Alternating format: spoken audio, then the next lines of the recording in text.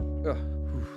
Oh, it smells so bad. I don't think anyone's gonna judge me for smelling comic books, but it is a weird thing that we smell comic books a lot. It really, really is, and especially with older comic books, the ones that are a little bit mustier, there's a fine line between smelling like money and smelling like black mold. Like we're getting diseases from smelling these, and I keep smelling them. Well, you know, if it's too musty, it's going to go down at least a full grade, if not two. Oh my goodness. All right, so we're here today. We're chatting about comic books like we do every single Friday. We got the top 10 hottest comic books of the week to discuss, courtesy of Key Collector Comics. This application, the link's in the bio to download it. I literally use this application every day. Whether Key Collector was a sponsor, I would be using this application. Absolutely. I recommend people going through my 50-cent bins. I say, do you know Key Collector? Have you used this app before? Because this will help you find the ones that you're looking for. Because a lot of guys come in with lists, but you want to know where these appearances are. Yeah, that's right. It like streamlines your collecting and makes it easy to navigate when you're going through those boxes. And we encourage everyone to at least download it. But if you want to use the full app, use the code TOM101 to get a free week subscription. And then we also have these two books here, Russ. Why are these here? So these are the big prizes in the Mystery Mail Call subscription service. So if you subscribe to the Mystery Mail Call, you will have the opportunity to get one of these two super hot books, as well as a ton of other great books, including the Gutt Ghost variant from Scout Comics. That's right. And if you go to scoutcomics.com and use the code TOM101, you get 10% off of your purchase. But yeah, we have exclusives going out in our mail call. We have awesome books going out. 9 days left to join the community. Links in the bio. Let's get into the show. Coming in at number 10, we have Moon Knight 25. Now, this is the first appearance of the Black Spectre. Fantastic character, and we've been talking about this character for almost a year now, but CBR put out a list this week, and for the potential villains in the new Moon Knight show, Black Spectre is listed at number 3. This book has been going solidly for 45 raw, and we saw a 9.8 go for $550. Now, Tom and I talked about the error on this book before. There is actually a white dot on that fantastic Bill Sienkiewicz cover. Yeah, a lot of people don't know about this, and the prices don't seem to be different, but if you look on eBay, you're going to see that white dot on a little less than half of the listings, and it's definitely there. It's most definitely an error print. I've seen these books in Washington, and I've purchased them as well in New York. They're all over the place, and keep an eye out. Tom, what do we have at number 9? Number 9, we have Sir Kate's affecting the list again. We have ASM issue number 347. You know, Venom Island, we chatted about this on the podcast. It was solicited, and we haven't seen Venom approach a deserted island in quite some time. Oh, and no. the last time we did was in this issue. This is a cool book. Eric Larson, you know, we got some dope inks in here. And this is an issue that's going for $18 on average in raw condition, but we're seeing highs of $135. In this issue, we have Venom taking Spidey to this island. They get into brawls underwater, and Venom actually gets tricked in this issue, and he thinks that he actually kills Spider-Man. There's an awesome Hamlet cover. In the comic book, there's a great shot of Venom kind of holding the skeleton body of what he thinks is a dead Spider-Man. And what's interesting is on this cover that's being solicited is a Venom with a skull. Is this mean that maybe we're seeing a potential death of Venom or something? I'm not sure. But what I did find online was back in June, there was a page, like an original page that was sold for $5,000. Wow. That original art market is pretty popular. Oh, it really, really is. Let's see what we got at the list at number 8. Number 8 this week, no surprise, Spawn number 300. There has been an amazing amount of hype. The road to 300 has been going for quite some time, and Todd's been pushing this book.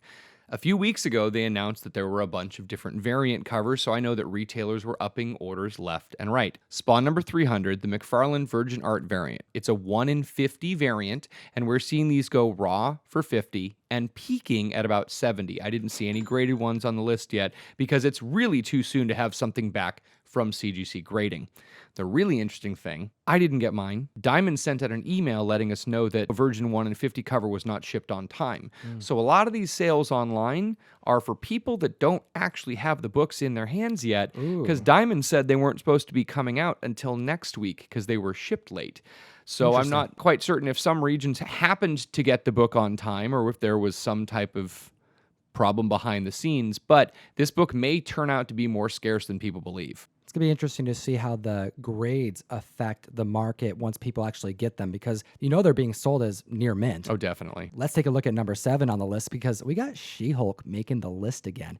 And I'm surprised because this isn't Savage She-Hulk. No, it's a different She-Hulk. This is Sensational She-Hulk, the volume number 2, and we're actually giving one away. But before we do that, let's show them. It's awesome. It's an awesome cover. This is the one where she's like, if you don't buy this book, I'm gonna tear up all your X-Men. It's gonna be gone. It's such a good one. The last issue of the run, she's like, I told you I'd be doing it, because they canceled it, and she ends up destroying your but it X-Men. went 60 issues, didn't it? I mean, it was a while. That's Yeah, actually 5 really years. successful. Really cool run. Anyways, we're seeing average raw sales of $18 for this, but we're seeing a high. You ready for this? Okay. $200. Wow. $200 for a 90s book. For volume 2 of Sensational She-Hulk. That's crazy. All right, so let's give this away. What's your favorite D23 announcement? Just let us know in the comment section below. This one is definitely in my top 3. I'm really excited about the What If series, and then Moon Knight is obviously a big pick for everybody. I also want to just throw out there too, because of this surprise with She-Hulk, we're also seeing A-Force starting to pop again. I didn't think that would happen. I mean, that book, A-Force number 1, with rumors post Avengers Endgame and seeing the lineup all on the screen at one time, we saw spikes, but the book kind of took a dive. She-Hulk surprised everybody. A-Force won with, She-Hulk right front and center. That book's seeing highs again. $10 for Raw, but we're seeing $90 for 9/8. So keep an eye out for that. Maybe we're going to see a all-female team, getting assembled here. That would be super cool, Tom. Now, I'm excited to see number 6 on the list. We got the King. This is really interesting because all of a sudden, Jack Kirby's OMAC, One-Man Army Corps from the 1970s, is on the list. I thought it was a mistake, dude. I actually did too. I'm like, which OMAC? With that box cover, And there's the 70s run, and there's the 90s 4-issue miniseries, and there was an early 2000, there was a reboot in the New 52. No one cares about OMAC. No one has ever cared about OMAC. You're like, which OMAC? Right, because I didn't know. But Raws are going $18 for VF, $12, sometimes less if you want reader copies. But the graded one, we had a confirmed sale a little over a month ago at $225, and one in the last week for $601. But why did that sell for $601? Because you're gonna freak people out, because it's not worth $600. It really is not, but it's a blue label. Deceptive blue label. If you actually look at it, it says Jack Kirby written inside front cover. That's right. I mean, this is a 225% increase in copies sold week over week for one reason, though. We got, after a long, dude, this countdown on Doomsday. Too long. We would have gone through a few apocalypses by now. But anyways, 11 issues in over 2 years. It's not right. It's too long. Too long. This is how you ruin a good series. But the last page reveal, spoilers, shows a potential OMAC appearance because the clock has struck midnight. Well, they're racing right now, and the rumor is that they're going to get issue 12 out in November.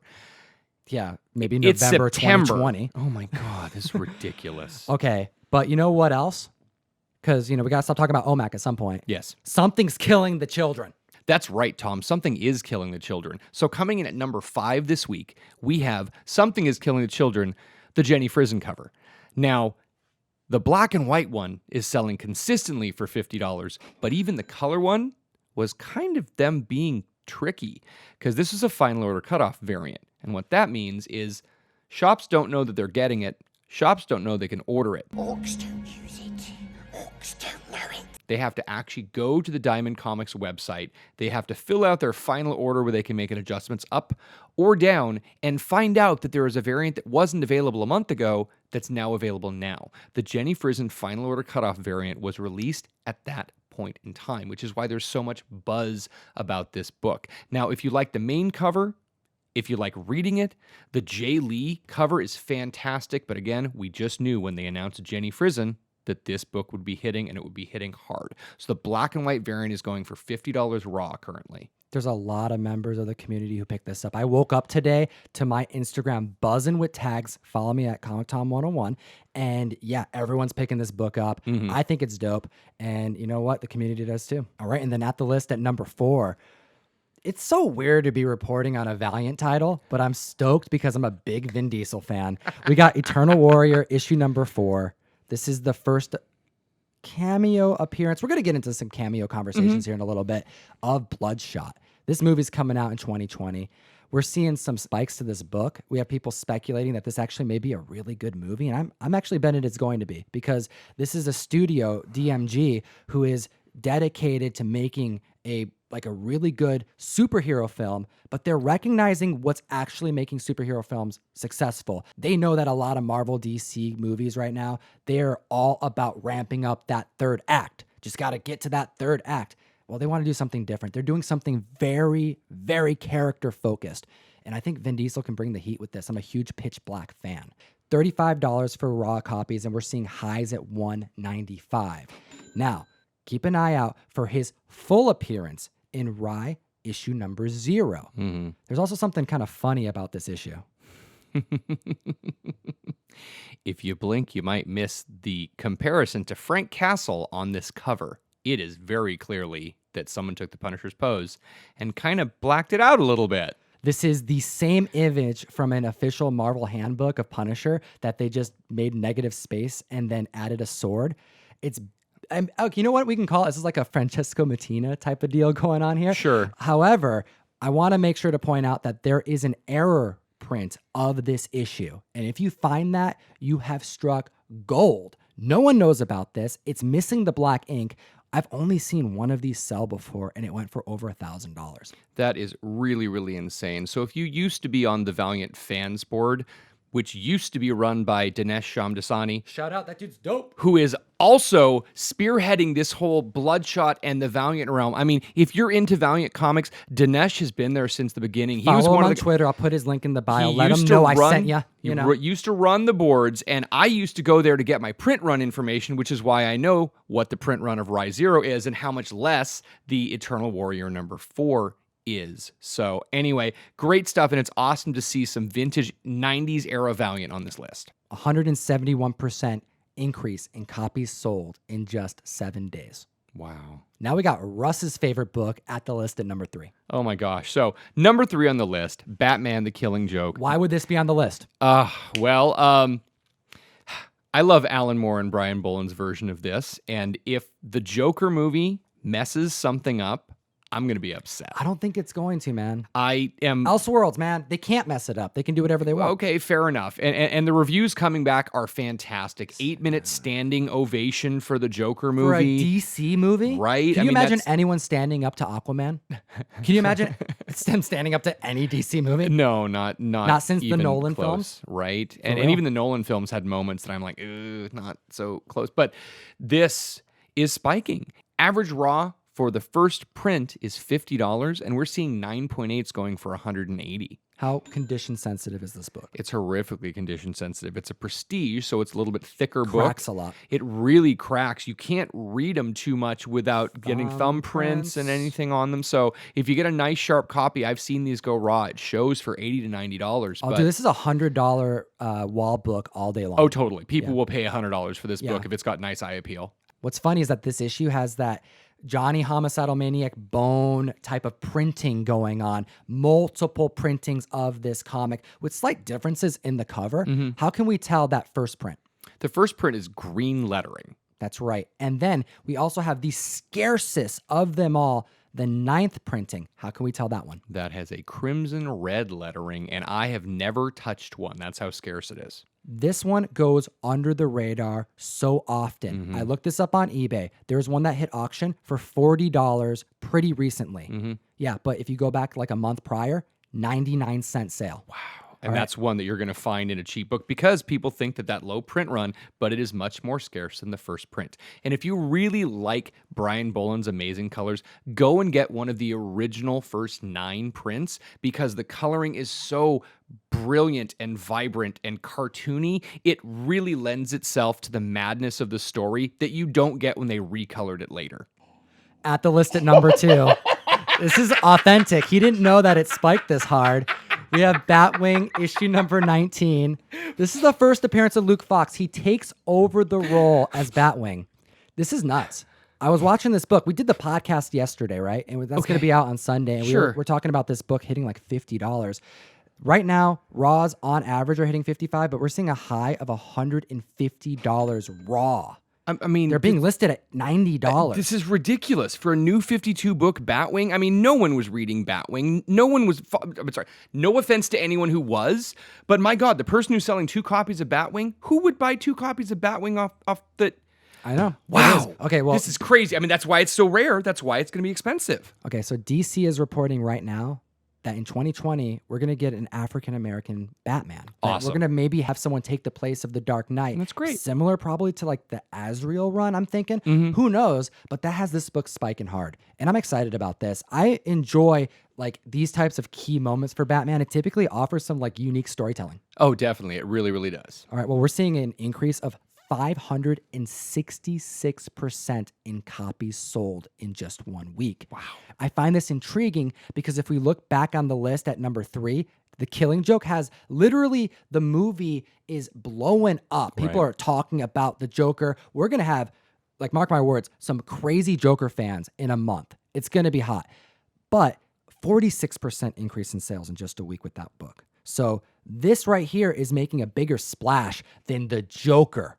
Wow. We know that next month there's going to be a massive amount of Joker fans, and that's why we have tapped our friend Kevin Esslinger over at kevinesslinger.com Link in to the bio. do a Joaquin Phoenix Joker print, and you're going to be able to get that exclusively if you sign up for the mystery mail call for next month. That's right. But this month we have this amazing Absolute Carnage print. They're Nice. signed, they're numbered, and everyone in September is going to be getting this one because every box gets an exclusive print. What do we got on the list at number 1, Russ? Hulk 180.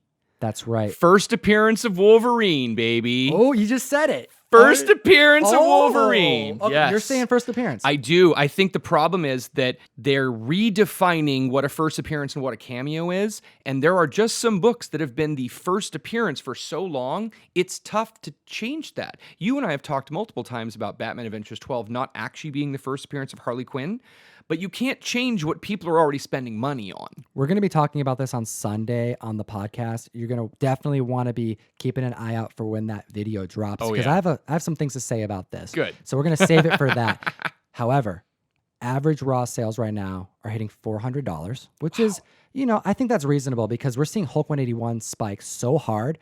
People just can't afford it. It's great to see them go up in correlation, truthfully, because 180 and 182, which both have Wolverine in them, 182 is so they're worth underrated. almost man. nothing. You can pick up a raw 182 for $80 or less, you know? Well, we have a top sale right now, a 9.0, hitting $1,250.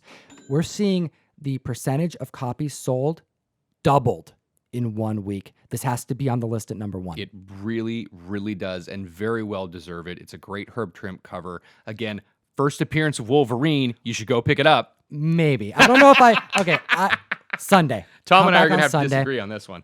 Thank you so much to Key Collector Comics, the best app in the world. This is a tool that every comic book collector needs. We both use them. We encourage our customers to use them, and we encourage every member of the community to as well. Hit the link in the bio. Use code Tom101 to get a free week subscription. Absolutely. And you know what? Make sure you like, subscribe, and comment down below for an opportunity to win this copy of She-Hulk #1. You know it's on the list, you know it's spiking, and we're giving it away for free. We have a winner, Yo1123, who's getting what copies of Captain America? We are getting Captain America 354 and 337, which we gave away in our last week Hot 10 video. We do appreciate your time, comic fam. Hit the subscribe button before you leave because we make a lot of comic book content. We have a lot of fun doing it. We've been really doing do. this for well over a year, That's man. so good. It's pretty cool. I get my Thursdays with you every Thursday, Tom. And the comic fam. Yep. We appreciate you. Smell some comics. And as always, Geek responsibly. enough said. Russ is over there getting high off comics still. Thanks so much for watching the video. We do appreciate your time today. I want to remind everybody that the podcast on Sunday, it goes for about 40 minutes. And because it's so long, we have decided to do an audio-only version as well. Good idea. Right? So the audio only version, if you listen to it on Spotify, SoundCloud, Stitcher, or iTunes, we actually continue the podcast like 15 to 20 minutes. And this Sunday, we're going to be talking about, well, me, the guru, and Fire Guy. This guy's not going to be here. We got to get you on the podcast soon, though. I know. We're actually going to be chatting about like what we like to do in our personal time, you know? And we got some fun stuff to chat about. So we'll see you Sunday, comic fam. Geek responsibly.